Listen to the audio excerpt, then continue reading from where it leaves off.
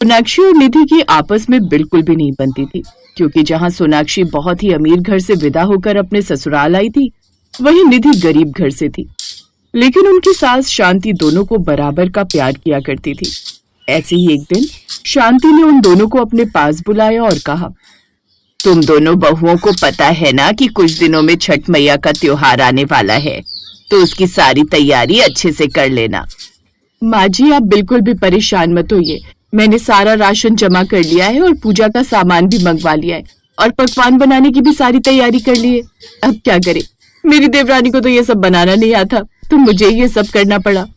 हाँ, मुझे ये सब कुछ करना नहीं आता, क्योंकि मेरे पापा के पास बहुत पैसा था और वो सब कुछ बहुत आसानी से खुद ही करवा लेते थे, तो मुझे कुछ भी मैनेज करने की जरूरत नहीं पड़ती थी।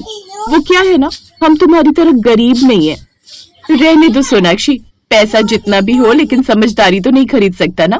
भले ही तुम अमीर हो और तुम्हारे पापा अमीर थे, लेकिन देखो आज हम दोनों ही एक ही घर में एक ही छत के नीचे हैं और मैं तुमसे रिश्ते में भी बड़ी हूँ। सिर्फ बड़े होने से कुछ नहीं होता, समझदारी तो नहीं है ना आप में। और वैसे भी आप मेरी तरह प्राइवेट स्कूल और कॉलेज से नहीं पढ़ी हैं, सरकारी स्कूल की पढ़ी लिखी हैं, तो आपको कहाँ की चीजों की ज्यादा नॉलेज है। चीजों की नॉलेज नहीं है तो क्या हुआ, त्योहारों की तो बहुत अच्छी जानकारी है मुझे। अब देखना, इस पर्व में मैं माँ जी का दिल जीत लूंगी और पूरे मोहल्ले वाले भी मेरी तारीफ करेंगे कि बहू हो तो बड़ी बहू निधि जैसी। सोनाक्षी कुछ बोलने ही लगती है कि तभी शांति उसे चुप करवा देती है और दोनों से ही गुस्से में कहती है, तुम दोनों अपना ये ड्रामा शुरू करने से पहले एक बार सामने नजर उठाकर तो देख लिया करो कि तुम दोनों के सामने कोई बड़ा खड़ा हुआ है।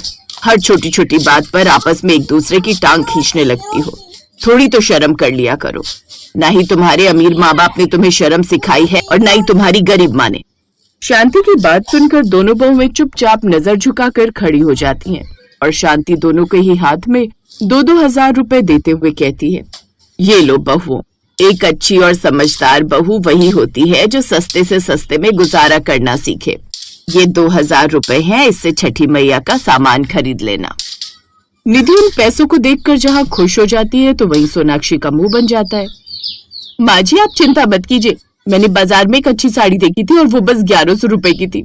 इन पैसों से तो मैं उस साड़ी का ब्लाउज भी बनवा लूंगी, पेटीकोट भी तैयार कर लूंगी और चूड़ियां और जरूरत का सामान भी खरीद लूंगी। आपका बहुत बहुत शुक्रिया। पर माँ जी, आप तो जानती हैं कि जेठानी की तरह मेरा टेस्ट इतना खराब नहीं है। 2,000 में मैं भला क्या ही ला पाऊंगी। माँ जी, कम से कम 20,000 रुपए तो देती हैं आप। सोनाक्षी बहू, तुम्हें इन पैसों में खुद के लिए कपड़े खरीदने हैं, पूरे मोहल्ले वालों के लिए नहीं जो तुम्हें 20,000 रुपए चाहिए। शांति बोलकर वहां से चली जाती है। निधि जहां बहुत ज्यादा खुश थी तो वहीं सोनाक्षी को बुरा लग रहा था। वो कमरे में आती है और कहती है, ये क्या किया माँ जी ने, ये तो उन्होंने अमीर बनाम गरीब की छठ पूजन ड्रेस का प्रतियोगिता सा करवा दिया है।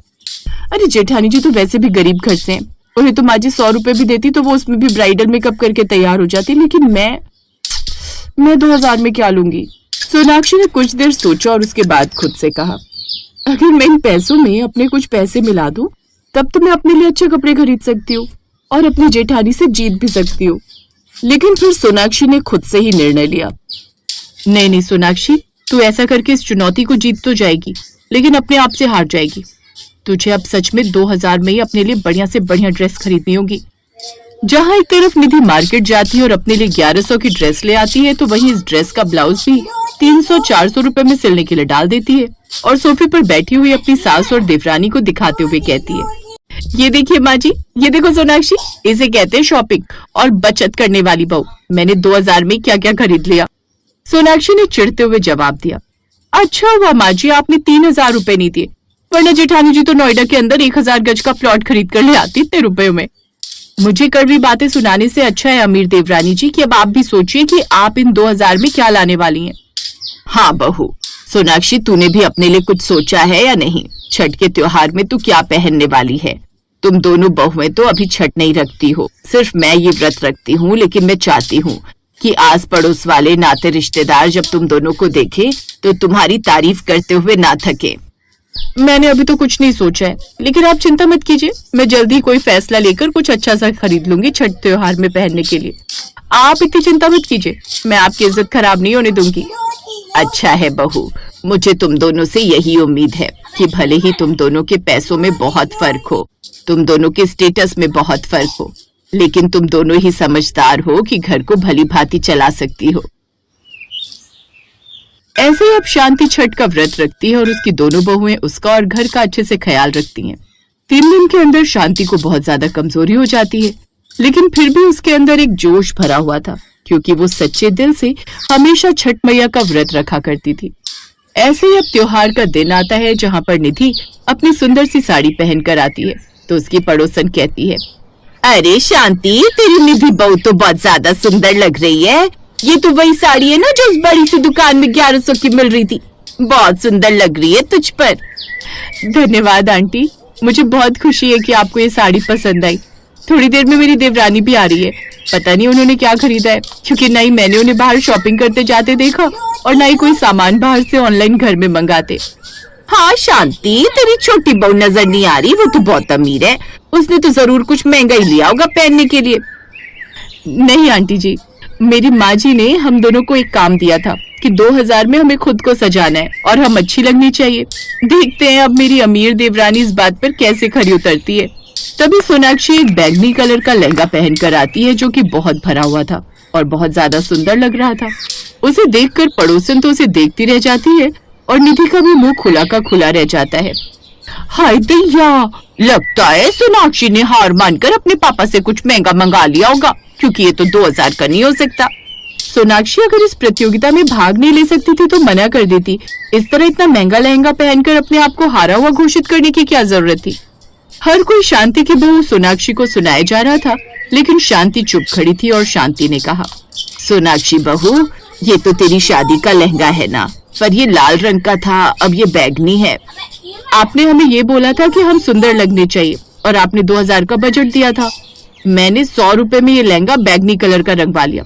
वैसे भी शादी का लहंगा पड़े पड़े बेकार ही हो रहा था, और रही बचे हुए पैसों की बात, तो उससे मैंने गरीब बच्चों के लिए ठेकुए बनवाए ताकि वो भी इस त्योहार का आनंद ले सके। ये बात सुनकर पड़ोसन जहाँ चुप हो जाती है, तो वहीं निधि का सिर शर्म से झुक जाता है। सोनाक्षी की अमीर होते हुए भी इतनी अच्छी सोच देखकर अब निधि को भी एहसास होता है और वो कहती है, माफ कर देना सोनाक्षी, तुमसे बड़ी हूँ मैं रिश्ते में भी और उम्र में भी, लेकिन फिर भी गरीब होने पर खुद को इतना नीचे महसूस करती थी कि तुम्हें हमेशा झुकाने की कोशिश करती थी। लेकिन आज तुमने बता दिया कि अमीरी या गरीबी से कोई फर्क नहीं पड़ता, समझदारी और सोच से होता है। सोनाक्षी बहू, मुझे गर्व है तुझ पर।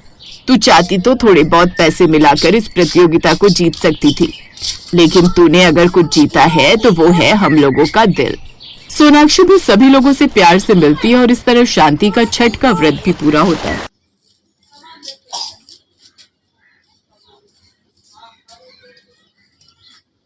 हर साल की तरह इस साल भी सोनपुरा गांव में सब छठ पूजा की तैयारी कर रहे थे। गांव के बाजार भी सजे हुए थे। मधु और सुमन दोनों सगी बहनें भी हर साल छठ पूजा का व्रत करती थीं।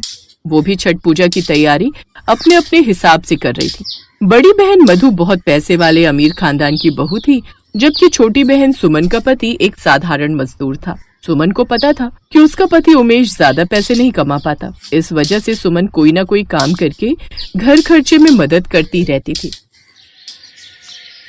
अरे सुमन, तू बांस की टोकरी बेच रही है, चल तेरे से ही खरीद लेती हूँ। तेरी थोड़ी कमाई हो जाएगी और छठ पूजा के लिए थोड़े पैसे जुड़ जाएंगे। एक काम कर, मुझे 20 टोकरी दे दे। मेरे तो वैसे भी परिवार में बहुत लोग हैं छठ पूजा का व्रत रखने के लिए। मैं अपने परिवार में सबको उपहार में दे दूंगी। तेरी सगी बहन हूँ, इस बात का तू फायदा उठा। और हाँ सुन, पैसे ज्यादा मत लगाना, मुझे सही दामों पर लगाना, कभी मुझे बहन समझ कर लूट ले।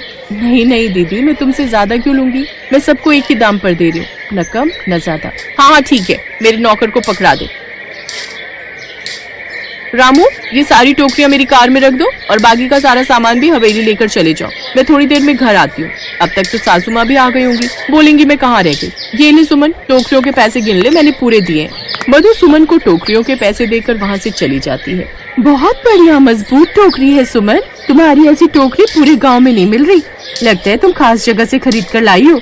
हाँ दीदी, शहर की बढ़िया दुकान से खरीद कर लाई हूँ। सोचा हमारे गांव में भी सब बहुत प्रेम भाव से छठ पूजा का व्रत रखते हैं, तो सामग्री भी बढ़िया होनी चाहिए। और बांस की टोकरी तो छठ पूजा के लिए सबसे विशेष है, तो वो तो मैंने मजबूत और बढ़िया ही लानी थी। ये लो दीदी, आपकी 2 टोकरी बांध दी है। तभी सुमन का पति उमेश आ जाता है। सुमन ला, तो कुछ खा ले, सुबह से भूखी है। रजनी ने तेरे लिए रोटी और दाल भेजी है। और तुमने रोटी खाई क्या? हाँ हाँ मैंने खा ली। रजनी ने खासकर बोला है कि भाभी को भूखा मत रखना। मैं जानती हूँ मेरी ननद रजनी मुझे बहुत प्यार करती है। मैं तो छठ मैया से यही प्रार्थना करती हूँ कि अगली छठ पूजा तक रजनी का भी ब्याह हो जाए। सुमन खाना खाने बैठी ही थी कि तभी उसकी बड़ी बहन मधु गुस्से में उसके पास आती है। ये ले पकड़ अपनी सारी टोकरियाँ, एक भी टोकरी मजबूत नहीं है, सारी टोकरियाँ टूटी हुई हैं। तूने ये जानबूझकर किया ना ताकि मेरा छठ पूजा का व्रत खंडित हो जाए। तूने मुझे टूटी हुई टोकरियाँ दी हैं, मेरे सारे पैसे वापस कर। मैंने तो अपनी बहन समझकर तेरे ऊपर तरस खाया था कि तेरी थोड़ी बिक्री हो जाएगी, पर तूने तो मुझे ही ठग लिया। सुमन तू रोटी खा, मैं बात करता हूँ। मधु दीदी ये क्या तरीका है बात करने का, बताओ। मधु दीदी मैंने आपको कोई टूटी हुई टोकरी नहीं दी। आप देख लो यहाँ पर जितनी भी टोकरियाँ रखी हैं सब सही है, कोई भी टूटी हुई नहीं है। मेरे पास अभी तक कोई भी ग्राहक शिकायत लेकर नहीं आया। तो क्या मैं झूठ बोल रही हूँ? मुझे कुछ नहीं पता, मेरे सारे पैसे वापस कर और अपनी ये टोकरियाँ अपने पास रख। मैं बाजार की किसी और दुकान से खरीद लूंगी। अरे तो एक टूटती ना, सारी थोड़ी टूटी होंगी। एक भी टूटी हुई नहीं थी, मैंने मधु दीदी को सही टोकरियां दी थी। मुझे लगता है तू ऐसे नहीं मानेगी, मुझे आसपास के लोगों को इकट्ठा करना ही होगा। अरे देखो भाई देखो कैसे चोर दुकानदार हैं, टूटी हुई टोकरियां देकर पैसे कमा लेते हैं। कोई भी इनसे टोकरी मत खरीदना।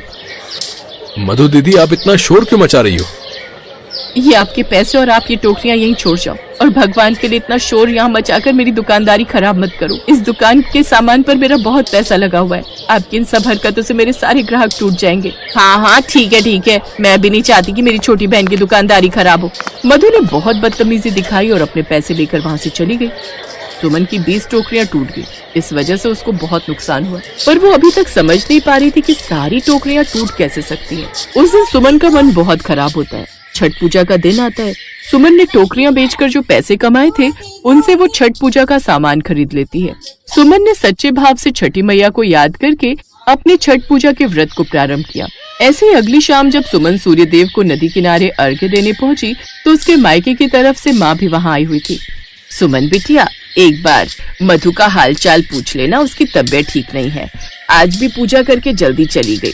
मुझे मिली थी, मैंने तो कहा था कि मैं कुछ बना चाहती हूँ, पर उसने कहा कि नौकर चाकर हैं तो वो मदद कर देते हैं, पर माँ हूँ ना, मन नहीं मानता। मैं मधु को मिलने जा ही रही थी, तुम साथ चलोगी?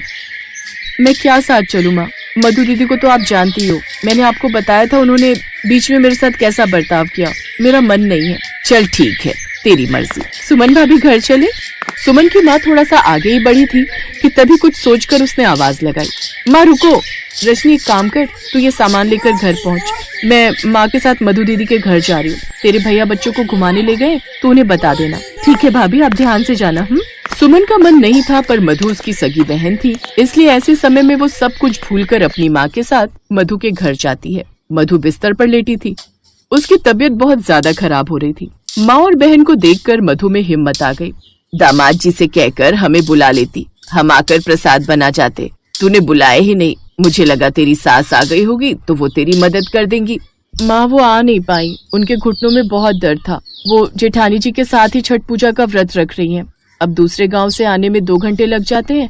मैंने भी कहा रहने दो, पर मेरे घर जो खाना बनाती है वो भी छुट्टी पर चली गई। उसकी रिश्तेदारी में कोई बीमार हो गया था। अब काम के समय सब छुट्टी ले लेते हैं। मुझे लगा मैं कर लूंगी, पर शाम से ही बहुत सिर में दर्द है, चक्कर आ रहे हैं। कल के लिए प्रसाद भी नहीं बनाया। मधु दीदी मैं प्रसाद बना देती हूँ, तुम आराम करो। बस कल सुबह छठी मैया के आशीर्वाद से हमारा व्रत संपूर्ण हो जाएगा। एक काम करो, मैं छठी मैया के थोड़े भजन लगा देती हूँ, तुम वो सुनो, तुम्हें अच्छा लगेगा। लाओ अपना मोबाइल फोन दो। तुझे मोबाइल चलाना आता है? हाँ दीदी, रेखा के पापा ने नया मोबाइल फोन लिया है, उसमें मैं भजन सुनती हूँ। सुमन मधु को छठ पूजा के भजन लगा देती है और माँ के साथ मिलकर वो छठ पूजा का प्रसाद बनाती है। अपनी बहन के इतने अच्छे व्यवहार को देखकर मधु की आंखों में आंसू आ जाते हैं। वो मन ही मन छठी मैया से क्षमा मांगती है, क्योंकि मधु जानती थी कि सारी टोकरियां उसकी खुद की गलती से ही टूटी थी। मेरी बहन कितनी अच्छी है, आज मुसीबत के समय मेरे अपने ही काम आ रहे हैं। नहीं, मैं इतनी घमंडी कैसे हो गई। हे छठी मैया, मुझे क्षमा कर देना, मैंने अपनी सगी बहन के साथ गलत किया, मुझे क्षमा कर दो मैया। अगले दिन मधु अपनी माँ और बहन सुमन के साथ मिलकर छठ पूजा के लिए नदी पर जाती है। छठी मैया की कृपा से मधु के मन से सारी नफरत दूर हो जाती है और दोनों बहनों के बीच अमीरी और गरीबी का फर्क सदा के लिए मिट जाता है।